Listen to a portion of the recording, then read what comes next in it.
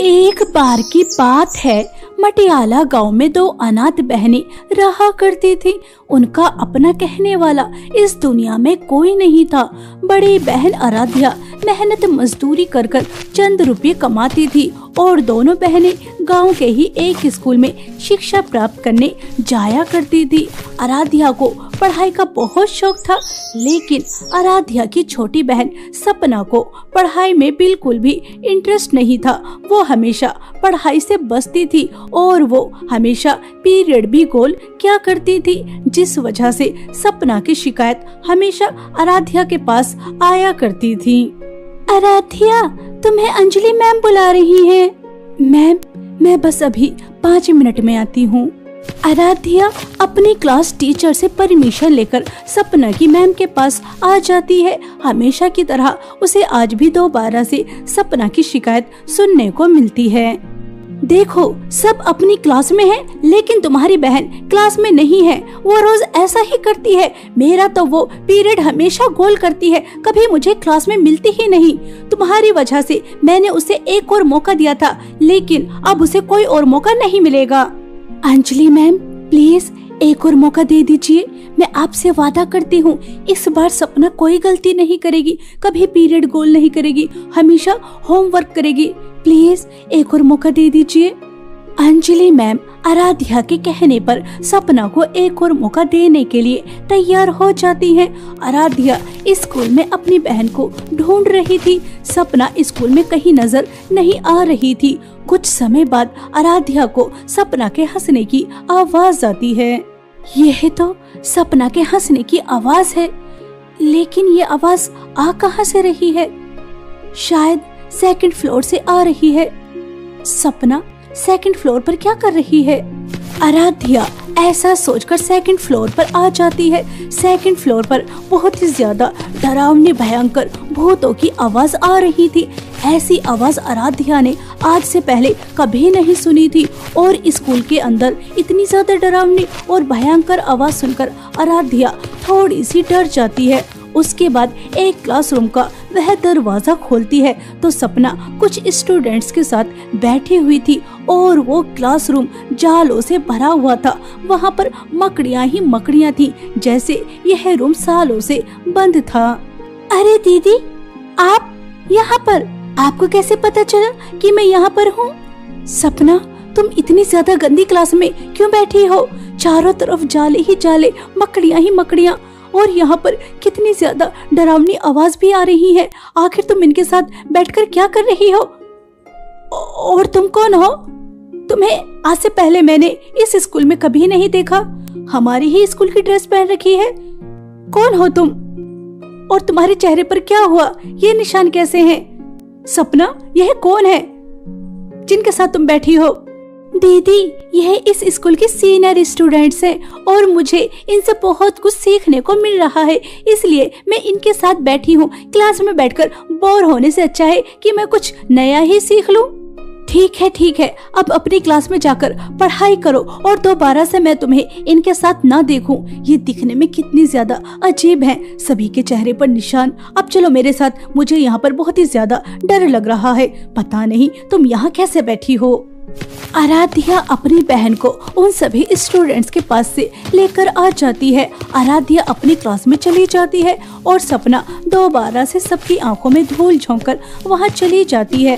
कुछ समय बाद जोर से चीखने की आवाज आती है और जब सब अपनी क्लास से बाहर निकल कर आते हैं तो वहाँ पर सपना की डेड बॉडी पड़ी थी। सपना खून में लहूलुहान थी। यह देखकर आराध्या चौंक जाती है।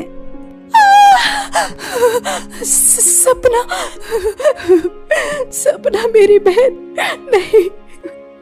नहीं, ऐसा नहीं हो सकता। तुम्हें क्या हुआ? तुम मुझे छोड़कर नहीं जा सकती। सपना, मैं आज के बाद तुम्हें कभी पढ़ाई के लिए फोर्स नहीं करूंगी। प्लीज अपनी आंखें खोलो। अपनी बहन को तुम इस तरह से छोड़ के नहीं जा सकती। सपना, अपनी आंखें खोलो। सपना, इतनी छोटी बात पर ऐसा कौन करता है?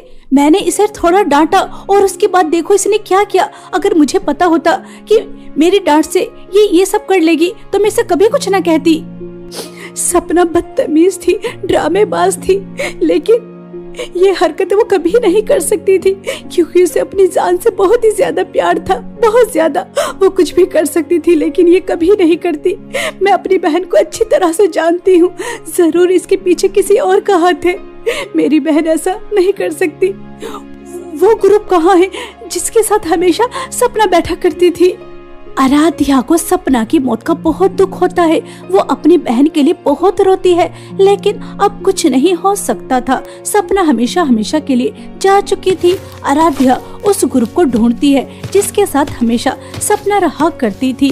ऐसे ही कुछ दिन बीत जाते हैं। हमेशा की तरह आज भी आराध्या स्कूल आती है। तभी वो उन सभी स्टूडेंट्स को देखती है जिनके साथ हमेशा सपना रहा करती थी। सुनो, कहाँ जा रही हो? रुको, मेरी बात सुनो। तुम इस तरह से मुंह फेर कर नहीं जा सकती। मेरी बहन तुम्हारे साथ रहती थी, अब तुम कहाँ जा रही हो? मेरी बात सुनो। वो सभी स्टूडेंट्स आराध्या की बात नहीं सुन रही थी और वो सेकंड फ्लोर पर आ जाती हैं। आराध्या भी उनके पीछे पीछे आ रही थी और उन्हें आवाज भी लगा रही थी, लेकिन वो सब आराध्या की आवाज नहीं सुन रही थी। और उसके बाद अचानक वो गायब हो जाती हैं। मैंने अपनी आंखों से उन सबको सेकंड फ्लोर पर आते हुए देखा था, लेकिन वो तो यहाँ पर है ही नहीं। कहाँ चली गई?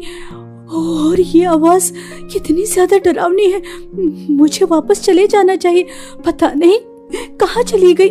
मेरी आंखों में धूल झोंक कर जरूर मेरी बहन की मौत के जिम्मेदार वो सब हैं। तभी तो मुझसे नजरें छुपा रही हैं। मैं छोड़ूंगी नहीं, किसी को नहीं छोड़ूंगी। आराध्या ऐसा सोचकर नीचे आ जाती है। कुछ समय बाद आराध्या को प्रिंसिपल मैम बुलाती हैं। आराध्या प्रिंसिपल मैम के पास जाती है। तभी प्रिंसिपल मैम आराध्या से कहती हैं, आराध्या, सपना ने जो कुछ किया बहुत गलत किया, लेकिन वो हमारे स्कूल की स्टूडेंट थी, इसलिए हमने उसकी फोटो इस एल्बम में लगा दी है। इस एल्बम में उन सभी स्टूडेंट्स की फोटो लगी है जो किसी न किसी हादसे का शिकार हो गई। आराध्या रोते हुए एल्बम में अपनी बहन की फोटो देख रही थी और उसके बाद उसकी नजर एक स्टूडेंट के ऊपर जाती है, जिसे देखकर आराध्या की आंखें बड़ी हो जाती हैं। वो थर-थर कांपने लगती है। उसे विश्वास नहीं हो रहा था कि इस एल्बम में उस स्टूडेंट की भी फोटो हो सकती है। आराध्या, आराध्या, क्या हुआ? ठीक तो हो ना? तुम इतनी ज्यादा क्यों घबरा रही हो? आराध्या, क्या हुआ? नहीं नहीं, ऐसा नहीं हो सकता, ऐसा नहीं हो सकता। आपने कहा इस एल्बम में उन सभी स्टूडेंट्स की फोटोज लगी है जो मर चुकी हैं, लेकिन ये सब तो जिंदा है। फिर इनकी फोटोज इस एल्बम में क्यों लगी है? ऐसा नहीं हो सकता, ऐसा नहीं हो सकता। आराध्या, यह सब स्टूडेंट्स मर चुकी हैं। यह बात बहुत साल पुरानी है। अचानक स्कूल में आग लगने की वजह से एक क्लासरूम के सभी स्टूडेंट्स जलकर मर गए। यह सब स्टूडेंट्स वही हैं, जिंदा नहीं हैं, मर चुकी हैं। ये तुम क्या कह रही हो? यह सुनकर आराध्या के शरीर में जैसे मानो 440 वोल्ट का करंट लगा हो। वो थर-थर कांपने लगती है क्योंकि उसने हमेशा सपना के साथ इन सभी स्टूडेंट्स को देखा था और उसने आज सुबह भी इन सभी स्टूडेंट्स को स्कूल में देखा था। प्रिंसिपल और टीचर्स बता रही हैं कि एक हादसे में इन सब की मौत हो गई। यह सुनकर आराध्या बहुत ही ज्यादा डर जाती है और वो किसी से कुछ नहीं कहती। वो बिल्कुल शांत हो जाती है और अपनी क्लास में आकर बैठ जाती है। तभी एक स्टूडेंट आराध्या से कहती है, आराध्या, क्या हुआ? जब से तुम प्रिंसिपल मैम के पास से आई हो बिल्कुल शांत बैठी हो, क्या हुआ? सब ठीक तो है ना? इस स्कूल में स्टूडेंट भूत हैं, एक नहीं, दो नहीं, बहुत सारी। मैंने अपनी आंखों से देखा, मैंने अपनी आंखों से देखा। ऐसा नहीं हो सकता, ऐसा नहीं हो सकता। कोई मेरी बात पर विश्वास नहीं करेगा। उन्हें मैंने इस स्कूल में देखा है। मुझे वहां जाना होगा। मेरी बहन को उन्होंने मारा है। मैं अपनी बहन की मौत का बदला उनसे लेकर रहूंगी, उन्हें छोड़ूंगी नहीं। वो सब भूत हैं, हाँ, वो सब भूत हैं। आराध्या ऐसा कहकर भागते हुए उस जगह पर आ जाती है जहाँ पर उसने सपना के साथ उन सभी को बैठे हुए देखा था और वहाँ पर वो सभी स्टूडेंट थी और इस बार वो सब अपने असली रूप में थी और वो चिल्ला रही थी, खून खून खून। लगता है शिकार खुद हमारे पास आ गया, अब हम इसका खून पीकर इतने शक्तिशाली हो जाएंगे कि हम एक एक कर कर इस स्कूल के सभी स्टूडेंट्स का खून पी लेंगे और उसके बाद हम और भी ज्यादा शक्तिशाली हो जाएंगे और फिर हम इस स्कूल से बाहर निकल जाएंगे और फिर इस दुनिया पर राज करेंगे। खून खून खून, हमें खून चाहिए, हमें खून चाहिए। चलो हम सब मिलकर इसका खून पीते हैं। खून खून खून। तो तुम मरकर इस स्कूल में भूत बन गई हो। मैं तुम्हारा सच जान चुकी हूँ और अब मैं तुम्हारा सच सबके सामने लेकर आऊंगी कि तुम मरकर भूत बन चुकी हो और अब तुम इस स्कूल के स्टूडेंट्स का खून पीकर इस स्कूल से आजाद होना चाहती हो और इस दुनिया में आतंक मचाना चाहती हो। मैं तुम्हारे इन नापाक इरादों को कभी पूरा नहीं होने दूंगी। अपनी बहन की मौत का बदला लूंगी, मैं तुम्हें छोड़ूंगी नहीं। आराध्या के इतना कहते ही वो सभी भूत स्टूडेंट्स आराध्या को हवा में लटका देती हैं। तुम्हारी बहन की वजह से हम उस किला से आजाद हुए जहां हमारी मौत हुई थी और उसके बाद आजाद होकर भी हम किसी काम के नहीं, हम किसी को डरा नहीं सकते, हम अपनी शक्तियों का इस्तेमाल नहीं कर सकते क्योंकि हमें पहले खून चाहिए, तभी हमें हमारी शक्तियां मिलेंगी। तुम्हारी बहन ने हमें अपना खून नहीं दिया जिसकी वजह से उसे हमने मार दिया, लेकिन अब उसकी जगह हम तुम्हारा खून पिएंगे और हम शक्तिशाली हो जाएंगे और उसके बाद हम हमेशा हमेशा के लिए आजाद हो जाएंगे। खून खून खून। मैं जानती थी मेरी बहन कभी वो कदम उठा ही नहीं सकती।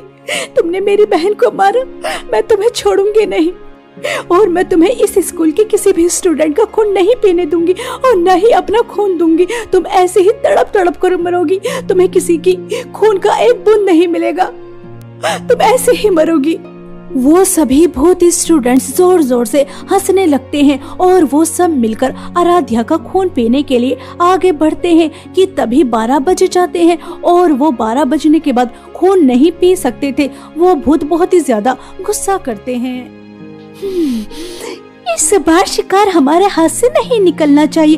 कोई बात नहीं, अगर अब हम इसका खून नहीं पी सकते, कल हम तेरा खून पिएंगे और उसके बाद हमेशा हमेशा के लिए आजाद हो जाएंगे। और वो सभी भूत स्टूडेंट्स आराध्या को उस रूम में बंद कर कर वहाँ से अदृश्य हो जाते हैं। आराध्या जोर जोर से चिल्लाती है, वो सब भूत स्टूडेंट्स मुझे इस रूम में बंद करके चले गए। वो कल आकर मेरा खून पी लेंगे और हमेशा हमेशा के लिए आजाद हो जाएंगे। इस स्कूल के सभी स्टूडेंट्स को मौत के घाट उतार देंगे और इस दुनिया पर राज करेंगे। मैं उन्हें ऐसा नहीं करने दूंगी, मैं उन्हें ऐसा नहीं करने दूंगी। कोई है, कोई है, मुझे बचाओ, मुझे बचाओ, मैं यहाँ इस रूम में बंद हूँ। क्या कोई मेरी आवाज सुन सकता है? कोई है, मुझे बचाओ। तभी आराध्या को ऐसा लगता है कि जैसे दरवाजा खुला हो और जब आराध्या देखती है तो सामने निहारिका थी, जिसे देखकर आराध्या की सांस में सांस आती है। निहारिका, अच्छा हुआ तो आ गई। तुझे पता है यह स्कूल भूतिया स्कूल है, यहाँ पर भूतिया स्टूडेंट्स हैं जिनके एक हादसे में मौत हो गई थी। वो सब भूत बन चुकी है और वो मेरा खून पीकर हमेशा हमेशा के लिए आजाद होना चाहती है। सपना को भी उन्होंने ही मारा है। प्लीज मेरी बात पर विश्वास करो, वो सब भूत है। अगर उन्होंने मेरा खून पी लिया तो वो बहुत ताकतवर, बहुत ही ज्यादा शक्तिशाली हो जाएंगे। हमें उन्हें रोकना होगा, उनकी आत्माओं को मुक्ति दिलानी होगी। प्लीज मेरी बात का विश्वास करो, इस स्कूल में भूतिया स्टूडेंट्स हैं।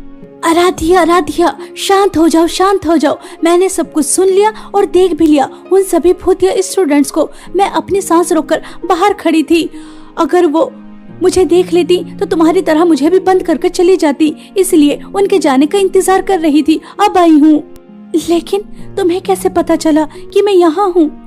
अरे यार, जब तुम क्लास में बड़बड़ा रही थी, भूत भूत और पता नहीं क्या क्या कह रही थी, मुझे तुम्हारी बात सुनकर थोड़ा अजीब तो लगा, लेकिन जब मैंने तुम्हारा चेहरा देखा, तुम्हारे हाव भाव को देखकर मैं समझ गई कि कुछ तो गलत है, इसलिए मैं तुम्हारे पीछे पीछे आ गई।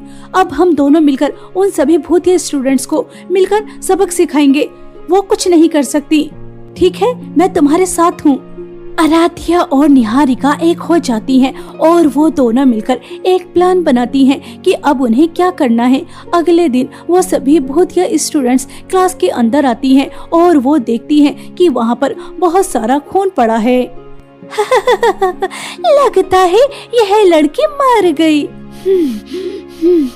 लगता तो मुझे भी ऐसा ही है, लेकिन इसमें हंसने वाली कौन सी बात? यह स्टूडेंट भी हमारे हाथ से निकल गई। अगर ऐसे ही चलता रहा तो हम खून के प्यासे ऐसे ही मर जाएंगे। हमें कुछ करना होगा, इस तरह से हमें खून नहीं मिलेगा, हमें कुछ और करना होगा, कुछ और। वो सभी भूतिया स्टूडेंट्स बहुत ही ज्यादा गुस्सा करती हैं क्योंकि आराध्या बेहोश थी। उन्हें लग रहा था आराध्या मर चुकी है, लेकिन आराध्या मरी नहीं थी। वहाँ पर टमाटर केचप पड़ा हुआ था। आराध्या सिर्फ उनका समय बर्बाद कर रही थी। कुछ समय बाद वहाँ पर निहारिका स्कूल की सभी टीचर्स और प्रिंसिपल को उस रूम में लेकर आ जाती है। वहाँ पर उन सभी भूतिया स्टूडेंट्स को देखकर वह सब चौंक जाती हैं। आराध्या ने सही कहा था, उसने तुम्हें स्कूल में देखा था। हमने ही उसकी बात पर विश्वास नहीं किया। पहले तुमने सपना को मारा और अब आराध्या हमें छोड़कर चली गई। मैं मरी नहीं हूँ, मैं तो बस इन सभी भूतिया स्टूडेंट्स का समय बर्बाद कर रही थी। मैं जिंदा हूँ।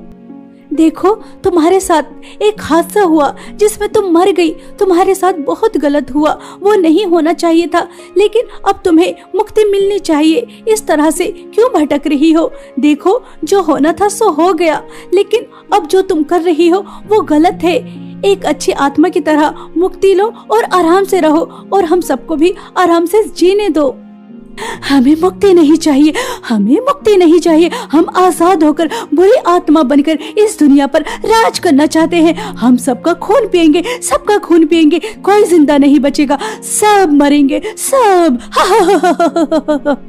तभी निहारिका कुछ मंत्र बड़बड़ाने लगती है। जब तक निहारिका वो मंत्र बड़बड़ाती रहती है, तब तक वो सभी भूतिया स्टूडेंट्स आग में जलती रहती हैं। वो जोर जोर से चिल्लाती हैं, लेकिन निहारिका वो मंत्र बड़बड़ाना नहीं छोड़ती। और जब मंत्र पूरा हो जाता है तो उन सभी भूतिया स्टूडेंट्स को मुक्ति मिल जाती है और हमेशा हमेशा के लिए उस रूम को बंद कर दिया जाता है।